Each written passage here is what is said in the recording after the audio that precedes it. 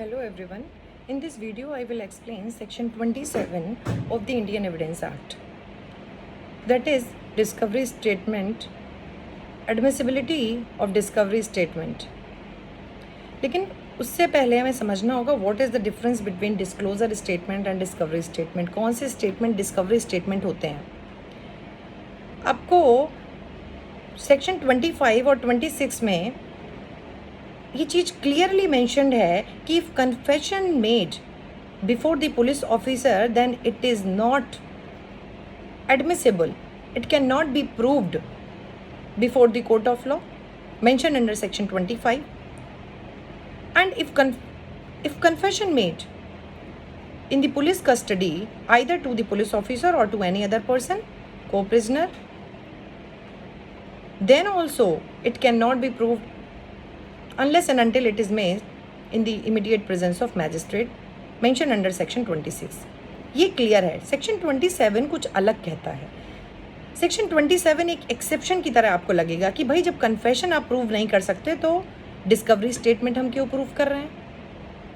Section 27 कहता है if during the police custody accused made any confectionery statement and with those confessionary statement he also reveals something regarding the object place कि भाई वो object किस जगह पे है. तो जब कन्फेशन स्टेटमेंट के साथ में अक्यूज्ड कुछ और रिवील करता है, डिस्क्लोज करता है कि डेड बॉडी कहाँ है, ऑब्जेक्ट कहाँ है, मैंने कहाँ छुपाया, उसको हम बोलते हैं डिस्क्लोजर स्टेटमेंट. और जब on the basis of those disclosure statement when that particular object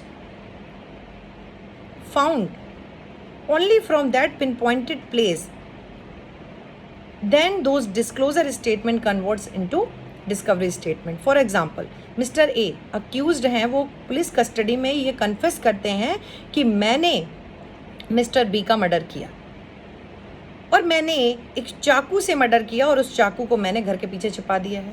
वो कहते हैं कि मैंने डेड बॉडी को यहाँ छिपा दिया है, मैंने डेड बॉडी को जंगल में छिपा दिया है. तो ये जो डिस्क्लोजर कर रहे हैं, जो अक्यूज्ड जो डिस्क्लोजर कर रहा है, it is called disclosure statement. And if the dead body और that weapon, if dead body और वेपन, जो डेड बॉडी और वेपन अगर उसी जगह से मिल जाता है जिस जगह पर अक्यूज्ड ने डिस्क्लोजर स्टेटमेंट में बताया है, then only those disclosure statement converts into discovery statement. तो ये आपके इंटरव्यू के लिए आपको ध्यान रखना है. What is the difference between disclosure और डिस्कवरी स्टेटमेंट. क्या हर स्टेटमेंट डिस्कवरी है सेक्शन 27 में? नहीं, हर स्टेटमेंट डिस्कवरी नहीं है. Only those statement will be discovery statement. केवल वही स्टेटमेंट डिस्कवरी स्टेटमेंट होंगे जो कि डिस्क्लोजर स्टेटमेंट के बेसिस पर ऑब्जेक्ट वहाँ से मिल जाता है, तभी वो कन्वर्ट होता है डिस्कवरी स्टेटमेंट में. अब देखिए सेक्शन 27 में जो लैंग्वेज यूज़ हुई है, डिस्कवरी स्टेटमेंट में भी फ्रॉम कन्फेशनरी स्टेटमेंट और non confectionery statement. Confectionery statement समझ में आता है, जैसे मैंने रजिस्ट्रेशन दिया था, जहाँ पर एक अक्यूज कन्फेस करता है, वो एडमिट करता है कि हाँ मैंने मर्डर किया, मैंने ये ऑफेंस किया, जिसका मेरे ऊपर चार्ज लगा है, मैंने ये ऑफेंस किया, और साथ में डिस्क्लोजर स्टेटमेंट भी देता है और वहीं से वो ऑब्जेक्ट मिल भी जाता है. तो हमने बोला कि ये कन्फेशनरी स्टेटमेंट में डिस्कवरी स्टेटमेंट है. लेकिन अगर नॉन कन्फेशनरी स्टेटमेंट में भी डिस्कवरी होती है तो भी वो 27 में आएगा. जैसे आपको याद होगा, आपने सीआरपीसी में 161, 162 लोगों ने पढ़ा होगा. जिन्होंने नहीं पढ़ा है वो अभी पढ़ सकते हैं, देख लीजिएगा. 161 कहते हैं during the investigation a police officer may call any person who presumed और appear to be acquainted with the fact and circumstances of the case. Police अधिकारी इन्वेस्टिगेशन के दौरान हर उस व्यक्ति को बुला सकता है, उससे प्रश्न कर सकता है जो कि पुलिस अधिकारी को लगता है कि इस व्यक्ति को इस अपराध के बारे में कुछ भी जानकारी होगी. ठीक, तो इसमें अक्यूज्ड भी हो सकता है. आप अक्यूज्ड को भी पकड़ेंगे. बहुत सारे लोगों को पकड़ा जाता है. क्यों पकड़ा जाता है? पुलिस को लगता है कि इनको कुछ जानकारी होगी और उनसे प्रश्न पूछ सकते हैं. ऑल दोज क्वेश्चन में be reduced into writing. Police को ये पावर है. लेकिन जब 161 पढ़ते हो तो 162 उसके साथ है. 162 कहता है कि जो भी क्वेश्चंस पूछे गए हैं और जो क्वेश्चन आपने रिड्यूस किए हैं इन राइटिंग, उनका यूज पुलिस ऑफिसर कहीं भी नहीं कर सकते except for the purpose of discovery statement, dying declaration और for the purpose of contradiction of prosecution witness. तो प्रोसिक्यूशन विटनेस के कॉन्ट्राडिक्शन का यहाँ पर मतलब नहीं है क्योंकि वो अक्यूज्ड है। लेकिन अगर वो विटनेस है तो उसके स्टेटमेंट 161 में जो रिकॉर्ड किए हैं पुलिस वाले ने इन्वेस्टिगेशन के दौरान, वो आप डिस्कवरी स्टेटमेंट की तरह यूज़ कर लोगे। ठीक है, तो अगर कोई विटनेस ने कोई डिस्क्लोजर स्टेटमेंट दिया और on the basis of that disclosure statement that particular object found from that pin pointed place, जो कि उस विटनेस ने बताया है, तो भी वो डिस्कवरी स्टेटमेंट सेक्शन 27 में बन जाएगा और वो रेलिवेंट होगा, एडमिसेबल होगा, कोर्ट में आप उसको प्रोड्यूस कर सकते हैं। आप लोग ये ना सेक्शन 27 आप लोगों को बहुत दिखेगा। सावधान इंडिया आप देखते होंगे, आपको बहुत दिखता होगा, क्राइम पेट्रोल में बहुत दिखता है। तो आप जब भी ऐसी कोई सीन देखें आप उसको तुरंत को रिलेट करिए अपने लॉ से।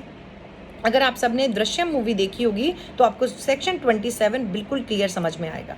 दृश्यम मूवी में एक सीन है जहाँ पर उनकी पूरी फैमिली को पुलिस ले जाती है पुलिस स्टेशन में, बिकॉज दे मे नो और they may reveal something regarding that particular case, they may be acquainted with the fact and circumstances of the case. तो 161 में पुलिस उनको ले जाती है। अब देखिए वहाँ पर आप, मैं इन डिटेल तो वो डिस्कस नहीं करूँगी, लेकिन आप वहाँ देखिए एक छोटी बच्ची होती है जो कि डिस्क्लोज कर देती है। वो बता देती है कि हाँ मेरे फादर ने ये डेड बॉडी घर के आंगन में छुपाई है। तो क्या किया उसने, डिस्क्लोजर स्टेटमेंट, अभी डिस्कवरी नहीं है, डिस्क्लोजर है। और जब उस डिस्क्लोजर स्टेटमेंट के बेसिस पे अगर वो डेड बॉडी वहाँ से मिल जाती है तो बन जाता है वो डिस्कवरी स्टेटमेंट।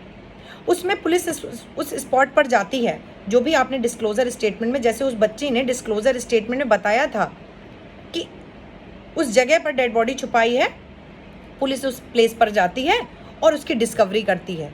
अगर वो मिल गया तो डिस्कवरी, उसमें वहाँ पर नहीं मिलता है तो वो डिस्कवरी स्टेटमेंट की कैटेगरी में नहीं आया था और वो छूट गए थे उस मूवी में, आपने देखा होगा। तो अब देखो क्या होता है, whenever disclosure statement made by the accused person to the police officer will prepare a discovery memo। Police officer एक डिस्कवरी मेमो प्रिपेयर करते हैं जब उस प्लेस पे जाते हैं और उस जगह पे विटनेसेस भी जाते हैं। Police will discover in the presence of witnesses के साइन होते हैं उस डिस्कवरी मेमो पे। और जैसे ही जो ऑब्जेक्ट मिलता है, अगर वो ऑब्जेक्ट वहाँ से मिला, अगर अक्यूज ने कहा चाकू छुपाया है, चाकू मिला, अगर मिला तो उस डिस्कवरी मेमो पे उस जगह लिखा जाता है और विटनेसेस के साइन कराए जाते हैं, एक ट्रांसपेरेंसी मेंटेन करने के लिए कि हाँ भाई ऐसा बोला था और ऐसा मिला। अक्यूज भी उस जगह पर होता है जिस जगह पर डिस्कवरी की जाती है। ठीक है, तो एक डिस्कवरी मेमो प्रिपेयर किया जाता है, पुलिस उस जगह पर डिस्कवर करती है और डिस्कवर करने के बाद में अगर वो मिल जाता है तो वो यहाँ पर रेलिवेंट होता है। अब इसका देखिए क्या रैशनल है, क्यों ये फिलॉसफी क्यों है कि कन्फेशनल स्टेटमेंट तो रेलिवेंट नहीं है, कन्फेशनल स्टेटमेंट तो एडमिसेबल नहीं है, लेकिन डिस्कवरी स्टेटमेंट एडमिसेबल है।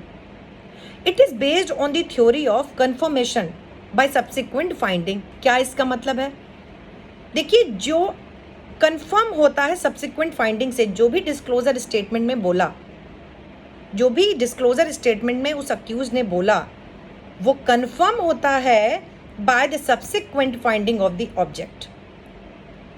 ये केवल अक्यूज ही बता सकता है कि उसने ऑफेंस करने के बाद उस वेपन को कहाँ छुपाया, उस डेड बॉडी को कहाँ छुपाया, ये कोई और नहीं बता सकता। तो अगर अक्यूज्ड ने जो डिस्क्लोज किया, if that particular object found, then we can say that the discovery statement shall be admissible because it proves the confirmation by subsequent finding of the object। वो ऑब्जेक्ट वहाँ से मिला है, ये डिस्क्लोजर स्टेटमेंट को confirm करता है, ये डिस्कवरी स्टेटमेंट इस बात की कंफर्मेशन देती है कि yes that person may have committed the offence, इसने ऑफेंस किया होगा, क्योंकि ये तो केवल अक्यूज को ही पता होगा कि डेड बॉडी कहाँ है इस टाइम। ये तो केवल उसी अक्यूज को पता होगा कि मैंने इस वेपन से, भाई पोस्टमार्टम रिपोर्ट बताती है कि किसी धार हथियार से, है ना, किसी चाकू से इसका मर्डर हुआ है, या जिस पिस्टल से गोली लगी है वही पिस्टल एग्जैक्ट वहाँ पर मिली। तो ये कैसे पता है, अक्यूज ने किया है फिर ही तो उसको पता है। तो ये कंफर्मेशन बाय सब्सिक्वेंट फाइंडिंग इस बात को एक लॉजिकल कनेक्शन डेवलप करती है between the accused and the commission of offence. एक लॉजिकल कनेक्शन है कि हाँ जो इसमें अभियुक्त है इसी ने अपराध किया होगा, क्योंकि इसने जो डिस्क्लोजर किया है उसी के डिस्क्लोजर के बेसिस पे हमें वहीं से वेपन मिला है, वहीं से वो डेड बॉडी मिली है, सेम उसी पोजीशन में इसी वेपन से ऑफेंस हुआ है, इट मीन्स इसी ने किया है। इस पर देखिए बहुत सारे हमारे लीडिंग केस हैं, आप लोग मेंस के लिए उसमें ज़रूर देखिएगा, उसको लिखिएगा और आप लोग गूगल से उसको पढ़ लीजिएगा एक बार निकाल के। इसमें केसेस हैं आपके Agnu Nageshia versus state of Bihar, most important case, इसको जरूर पढ़िएगा।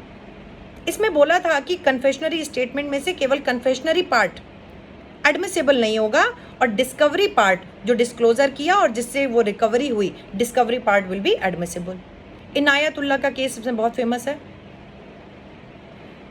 तो ये इसमें ये केसेस आप लोग जरूर देख लीजिएगा, Agnu Nageshia versus state of Bihar, Mohammad Inayatullah, और इसको केसेस को पढ़ के आप देखिएगा कि कोर्ट ने कैसे डिस्कवरी स्टेटमेंट में बोला है कि क्या फिलॉसफी है, क्योंकि एक लॉजिकल कनेक्शन डेवलप करता है अक्यूज्ड के और उसके ऑफेंस के करने में, कि उसने कैसे किया, कहाँ डेड बॉडी छुपाई, ठीक है। और उसके बेसिस पे फिर आप लिखिए। और इन केसेस में आपको ये भी बताया गया है कि 27 किस किस का एक्सेप्शन है। क्या ये 25, 26 का एक्सेप्शन है? तो लोग कहते हैं डिस्कवरी स्टेटमेंट एक्सेप्शन है, क्योंकि जब कन्फेशन को हमने रेलिवेंट नहीं माना है, हमने एडमिसिबल नहीं माना है, हम उसको प्रूव नहीं कर सकते, पुलिस कस्टडी में दिए गए कन्फेशन को हम प्रूव नहीं कर सकते, तो केवल उसी पार्ट को हम प्रूव कर सकते हैं जो कि डिस्कवरी स्टेटमेंट है। तो इसको एक्सेप्शन की तरह भी लिया जाता है। तो जब आप इन केसेस को पढ़ेंगे तो आपको ये सब क्लियर हो जाएगा। Thank you so much.